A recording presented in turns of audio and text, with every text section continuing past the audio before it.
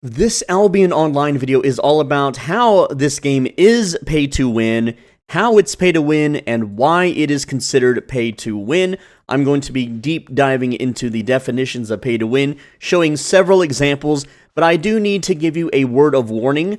I am one of the only content creators that plays this game that is not partnered with a company, that is not an employee of the company. I am a free, independent, non-sponsored, non-controlled, non-partnered, non-contracted YouTuber that plays this game. So you can trust what I have to say, and before I go further, I just want to show you a few examples of what I'm talking about. So if you go to YouTube and you type in Albion Online Pay to Win, you'll see some of my videos.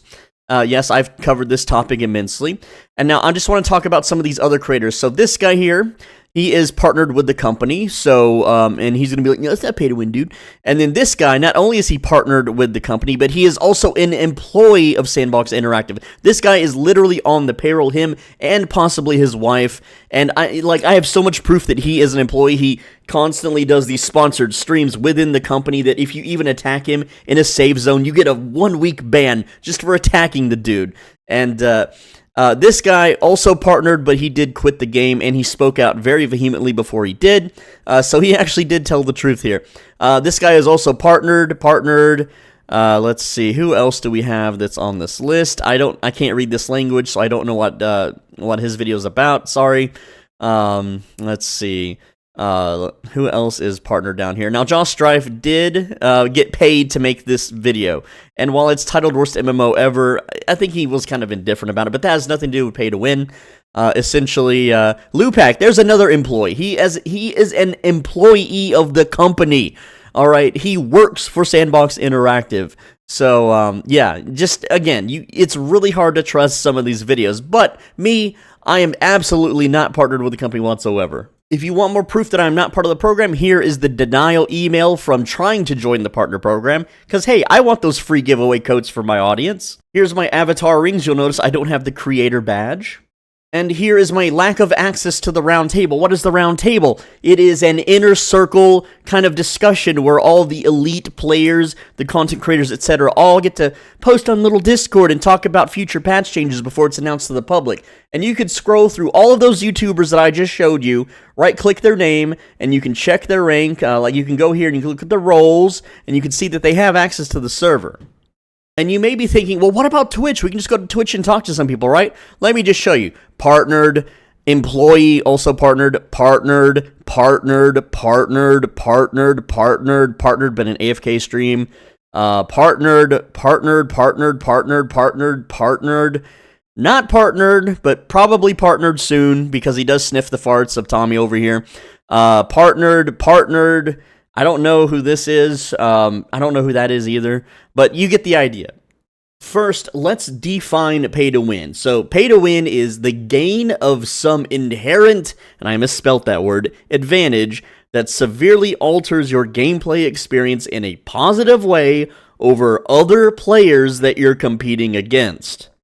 First, let's talk about premium. Premium in Albion Online is when you pay real money or in-game money to enable certain aspects. So you do not get unique items, you do not get unique gear or access to special locations, but you do get an in-game advantage. You get extra learning points, which lets you level up faster your crafting, gathering, etc.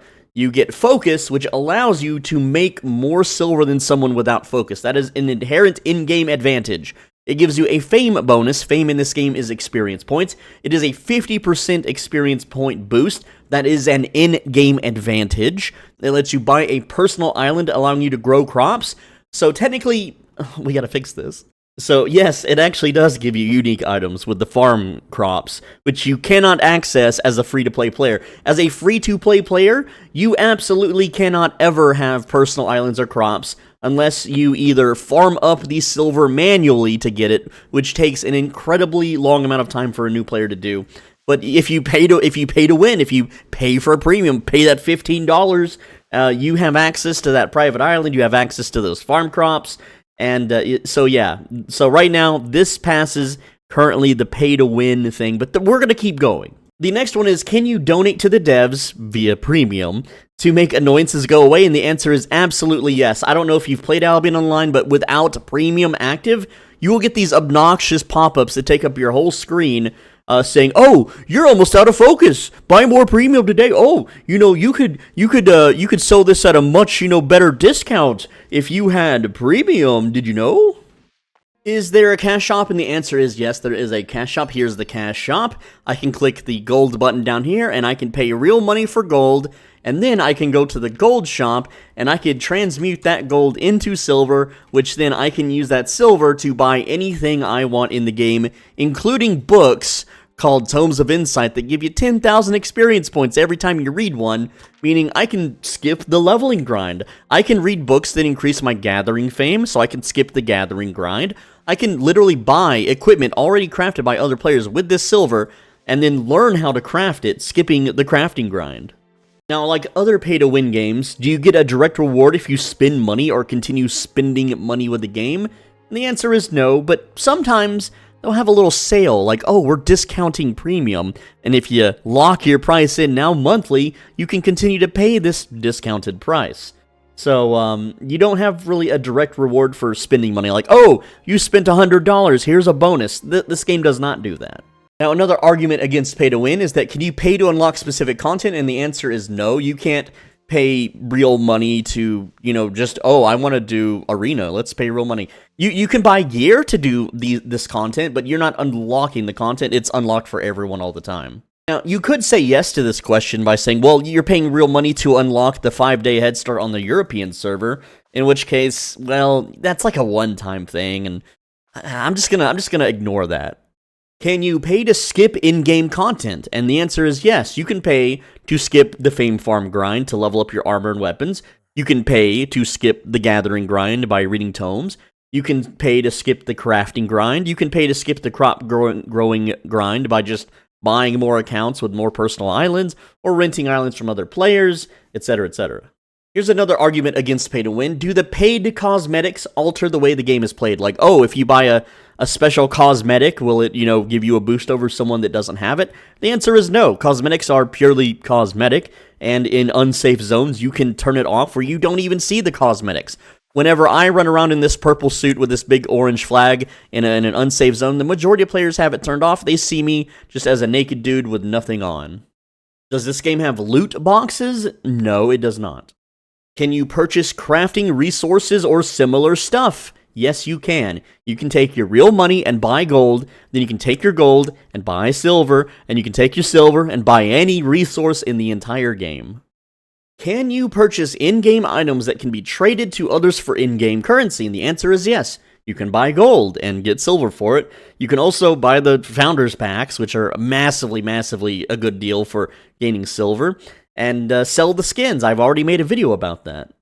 Does this game have paid DLC expansions or classes? No. You can basically play everything that a free-to-play player plays compared to a pay-to-win player.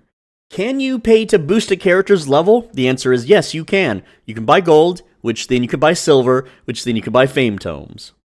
So this one is a little hard to argue against, okay? So can you pay to remove parts of the game you find inconvenient?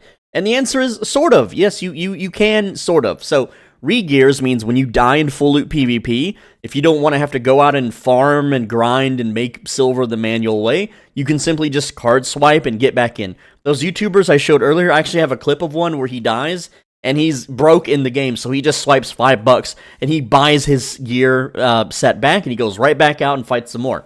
If you are a free-to-play player and you're broke, you have to go pick up rocks on the ground or go gather with a gathering set until you can afford to re-gear yourself. Now, you can also... Grinding is inconvenient for a lot of people. Sitting there and killing mobs for hours on end, ugh, right? So you can pay to skip that inconvenience. And then fast traveling by paying silver. So in this game, if you want to travel between the major cities... if you don't have anything equipped, it's free. But if you have a bunch of, like a heavy load, and I want to save a 7-minute ride from Bridgewatch to Limhurst, which, let me show you the real map. Here's Bridgewatch, and let's say I want to ride across all these zones with a big transport over here to Limhurst and then sell my stuff over here. Well, this takes about 7 real-life minutes to do.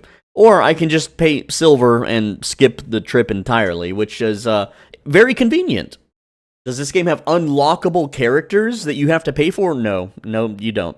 You can pay for a gender change, but it's not like an advantage, unless you're like gold begging, I guess. Now, here's another one that's debatable, because if you put this question into Principle, then almost every game is pay to win, especially MMOs, but it is against the rules, and people are banned for it. But if you go to a back alley website, as I call it, and you buy currency or items, you will get banned. And yes, you can technically do that, but you're risking your whole account. Don't do it. You get a better deal by buying the Founders Packs anyway if you want to just pay to win and card swipe.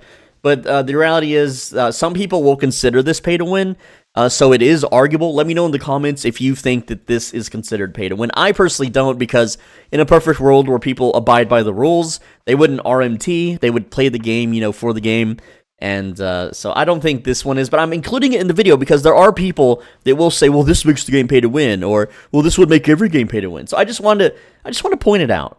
So far, here's some of the pay-to-win elements. We have a cash shop, where you can buy the currency. We have pay-to-win gear, which, yes, you can grind out this gear normally by playing the game for infinite numbers of hours. I just want to compare. I'm gonna hide the text. Let's talk. So I made a video about the Founders Packs. They're $200, and I valued them on the first day on the West server at 860 million silver. 860 million silver is something that, as a player, most players who have played this game for like 4 to 7 years will never achieve. Now, the only reason I've been able to achieve it is because I have sweat-lorded, spreadsheeted, and nerded out and played anywhere from 12 to 19 hours a day for multiple years straight. And like you can see right now, this chest is worth 1 billion. This chest is worth 500 million, right? And, well, I could have skipped all of those years and all of that time and all of that grind by just paying for a Founders Pack and getting 860 million. And believe me, if I had 860 million silver many years ago, I could have multiplied that silver massively rather than having to do the massive grinds and the long drawn-out gameplays that I've had to do, and I would be an infinitesimally amount ahead of my current self. So think of it like this. Let's say that there are multiple dimensions, and there are, but that's not what this video is about. So Dimension A is you, where you're a free-to-play player. You're just playing the game. You're not putting any money into it. Dimension B is where you're pay-to-win. You are throwing money at it. You bought that Founders Pack. You got your 864 million silver.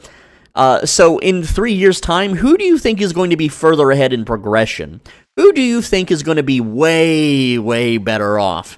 I think the guy that starts with 864 million is absolutely going to be infinity, like, it is multiplicative, way ahead of the other guy that started out as free-to-play. And even though he sweat-lorded and did his homework and did the math and did the spreadsheets, it took him months to reach 100 million. It took him multiple months to reach that first 100 million.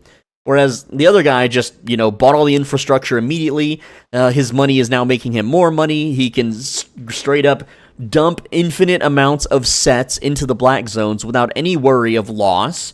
Whereas the other guy, he can't really afford that many sets or good sets for the PvP. Now, the biggest argument that this game has that it is not pay to win is that, well, once you do the weapon grind and the gear grind and get stuff to 100, then you're almost on equal playing field with everybody else, and it's whoever's the better skilled gamer. Except all of these arguments come from either partnered streamers and YouTubers or literal employees of the company masquerading as a YouTuber. So their argument that the game is not pay to win is simply as follows. This is the standard argument for Albion Online. You can't buy skill. You can't buy skill. No, you technically can't buy skill. I mean, you could buy coaching, of course. There's actually a bunch of YouTubers that offer Albion coaching, like for Patreon and for their like YouTube membership crap and stuff. But not something I don't offer that. I just make the videos and you can watch them, whatever. So I do make coaching vids on how to generate more silver so that you don't have to ever pay to win and you could just play the game and generate income within the game. But that's a members thing, $5 a month. Click join down below.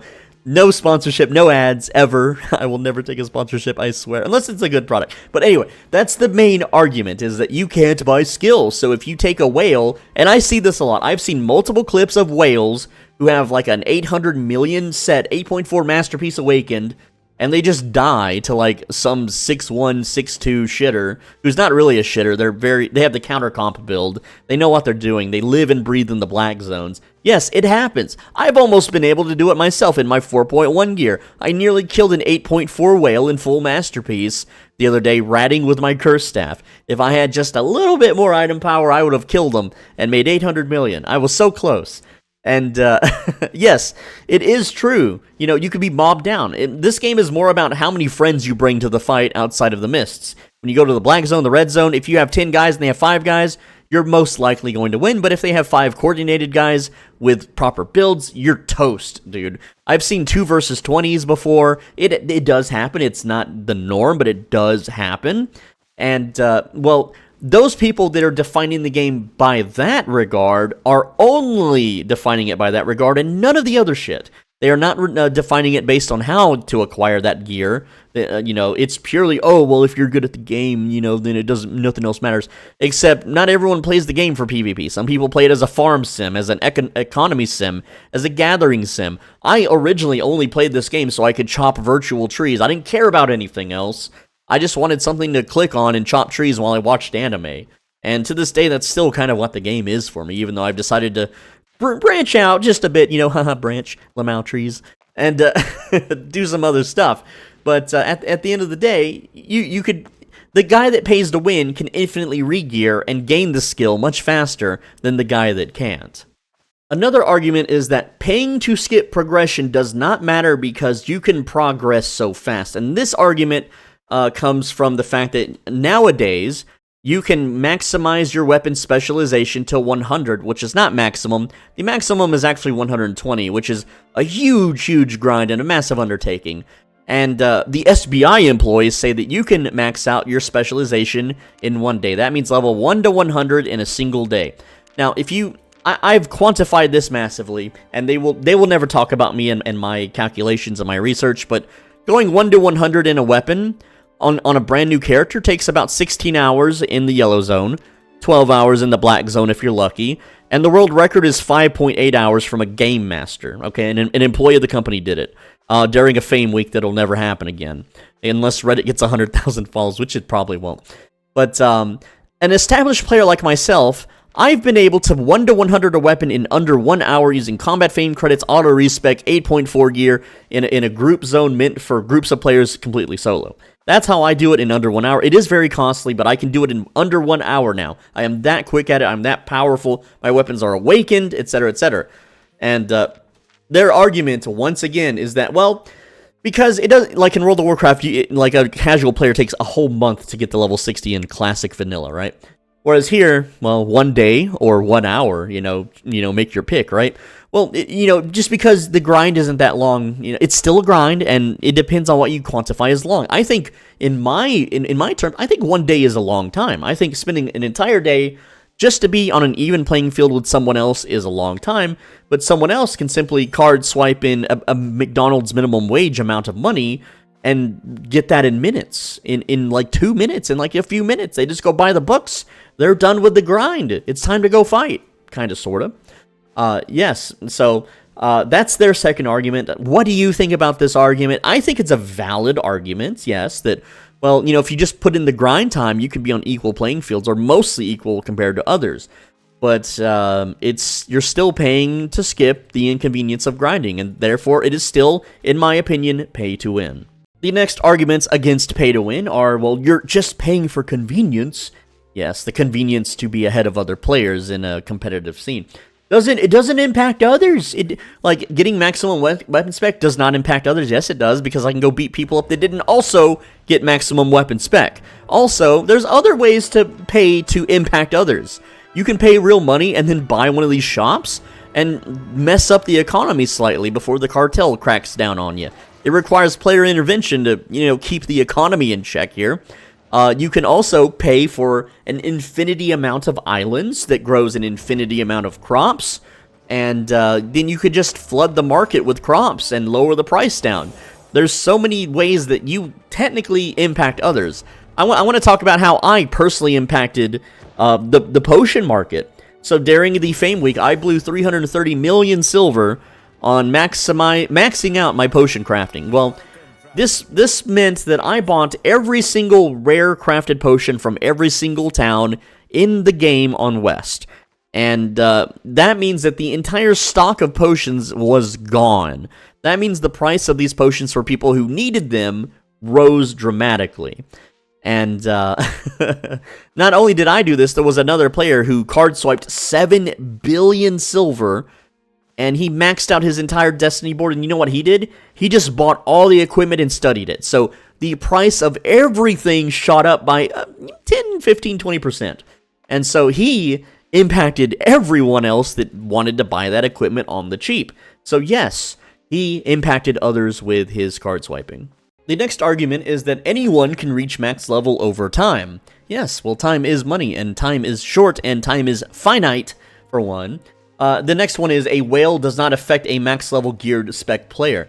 So a whale can buy into the game and become max level, max spec, and max geared much faster than someone who has grinded their ass off and done the things that they do in order to earn their keep in the game. And you may think, well, oh, you're already max level in spec and you're good at the game. You could kick a whale's ass because they don't have the experience. And yeah, you probably could. But that whale can just infinitely slam his forehead into you until he kills you. And then you get put massively behind from a huge loss. Whereas once that whale learns how to fight, he's just going to keep coming back and whaling up and buying the same maximum geared stuff. And here's the thing, right? In an infinite fight where you are forced to 1v1 a whale, no matter how good you are, no matter how rich you are, assuming the whale is also infinitely rich in the real world, you will eventually run out of in-game money and be forced to grind and farm it back. The whale does not have to have this hardship. The whale swipes his card, and he has infinite in-game money to infinitely fight you with infinite sets. In the long run, you will lose. In this regard, whales have a massive influence over faction fights in the safe zones, the yellow zones, blue zones, and the counter argument you always see is, lol, yellow zone, play the real game, dude. So here's the reality. 92% of the player base does not go to red or black zones. They do not do full loot content at all in this game. So this affects 92% of the player base. And even me, a veteran player with, very high specs, 100 in most things, not 120 in most things, that is way too expensive for a regular player like me. And when I say regular, I mean a neat, no-lifer, no-family haver that's a little YouTuber for the game, the biggest YouTuber for the game, who can play 12 to 19 hours a day. Even I can't compete with the whales in the yellow zones. They have 120 spec across the board, giving them more item power than me. They have Masterpiece, giving them more item power than me. They have fully awakened weapons. I don't mean just a little bit. Like, look at my awakened weapons that I struggled to build. Like this bear paws, like barely halfway cooldown, not even halfway ability damage. These guys have triple mods of the best mods, all the way maxed out on their 8.4 Masterpiece weapons. I cannot 1v1 that. I cannot win that. I cannot beat that. It is impossible to beat. It is absolutely, there is no chance to win that. But for the other 8% of the player base that does do black zones, the whales massively influence the black zone as well. They pay other guilds to handhold. They pay other guilds real and fake money so that they can be protected for their territory, so they can rent certain areas of the black zone, so they can call to arms and get an army rally. They pay shot callers. They will pay you a wage to sit in Discord and be like, okay guys, north, 3, 2, 1, bomb them, get them, right? They literally do this, and every top guild does this. Almost all the top 10 guilds, RMT, they card swipe to stay in the fight. And if you look at reviews on Steam, you'll see that guild leaders have complained about the game where they have been forced to swipe in hundreds of dollars to fund their guilds when they die and wipe to re-gear and get back in the fight. And against a bigger or more rich or wealthy guild or wealthier person at the helm of the enemy guild who can just card swipe infinitely for infinite re-gears, they cannot win the fight. It is a battle of money and attrition for these Black Zone guilds. And so most of them, it's a business. They use the money they generate in the Black Zones to RMT and make a living in the real world. It sucks that that's the truth. It's been going on since the game's existence. And so whales and card swiping and paying to win massively influences the Black Zone. This game would be a completely different community and economy if card swiping simply was not a thing. Another argument, I have a friend or a guildie that card swipes 8.4 and he constantly dies. So here's the thing, right? I was in a guild, there were those guys they would card swipe 8.4 and bring it to every fight. They didn't care. They were rich in real life. They were real life doctors. Okay, there was one that was a freaking doctor, right? And man, he was delusional, man. He was like, anyone could be a doctor. No, anyone can't be a doctor. Okay, but anyway, the point is that he would constantly lose these sets in these fights, and on the kill boards, on the battle boards, whatever you want to call them, he was never like very high ranked. Okay, we were like the same Hellfire Fist build, Hellfire Gauntlets, whatever it's called, Hellfire Hands, and I would always top the kill boards. I would always get the most kills, deal the most damage, etc. But in a reality where I'm the card swiper versus where I'm not the card swiper, well, even though I'm topping the boards without being a card swiper, I would top the boards even harder or even more often if I was a card swiper using 8.4 instead of 8.1 gear. That's just math, that's just numbers, that's just the reality. Alright, so here's a comment. There's this game is pay to win because a veteran in 4.1 can't beat a noob in 8.4. And, you know, I've actually, I've seen 4.1s kill 8.4s. I've seen it multiple times. It is possible. It's not a normal occurrence. And I would hate that if it was a normal occurrence. I mean, that would kind of defeat the purpose of getting good gear in the first place. Everyone in the entire game would just run 4.1 all the time because there would be no point in running better gear. That would be more of a gameplay failure than a pay-to-win thing. And also with this comment, I want to share a story about the most famous of all pay-to-win MMOs, Arcade. So I want to talk about just a little story I have in Arcade. Now, I was a free-to-play player in Arcade, and so I had the biggest whale that played on my server. I can't really say his name because it might be a bad word, but he was a South Korean player, and he would card swipe about $400 a day into the game. And what that did was that bought him special buff scrolls that made his character so insanely strong that he could auto-attack you with a bow, just do, like he had maximum attack speed and everything, right? So he would just auto-attack you with a bow, and he would delete your health bar in a second. Even with maximum gear, he would completely delete your health bar and kill you. Now, I set my entire goal, because I was bored with the game, was to kill and stream snipe this guy for being such a whale, and I made it happen.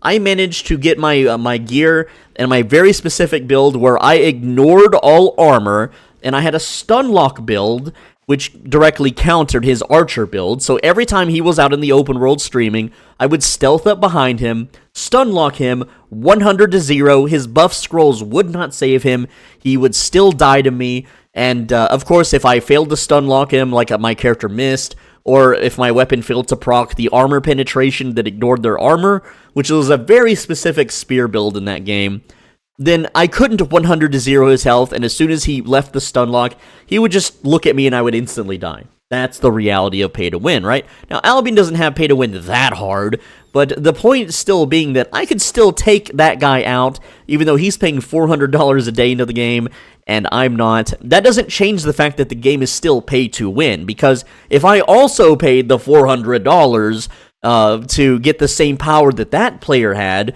with my build and gear, he would lose 100% of the time simply because my build countered his build. He was an archer, I was a spear stealth stun locker, and because of that, like, I could still technically beat him, yes. That doesn't change the fact that Arcade is still pay to win no matter what. Now, Arcade, of course, being massively pay to win over Albion, but Albion is still pay to win. Them's the facts. You can argue about it in the comments. I'd love to see your comments, but let me know what you think. And if you see anyone else's videos that are saying that this game is not pay to win, ask them, are they a partner? Are they partnered with the game? Partnered people are only allowed to say certain things and have certain opinions. They also have things that they're supposed to push from the company. And with the fact that the game is launching in Europe and possibly like the free-to-play for Europe server coming on like a day or two, whenever this video releases, they're going to be pushing this agenda that the game is not pay to win, because a lot of people won't, do pay to win stuff. And speaking of pay to win, I just got a reward. Let's see the reward. Oh, look, 500 gold. Well, you know what 500 gold is?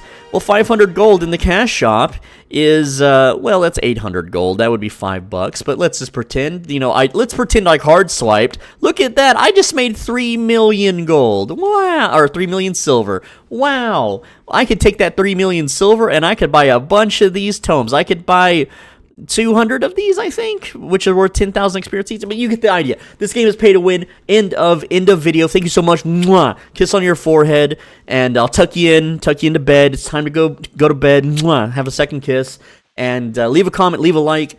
On the right side of your screen is a video you should absolutely watch, and if you don't click the video on the right side of the screen, the next time you go for a run, you're going to have painful shin splints. For more information on pay to win, check out Rose on YouTube, 15.8k subs, his video, The Ultimate Guide to Pay to Win, and this is the thumbnail. This is an amazing video, and it really breaks down pay to win. It really dives deep in all the pay to win stuff, so please check it out. Click the video on the right side of the screen.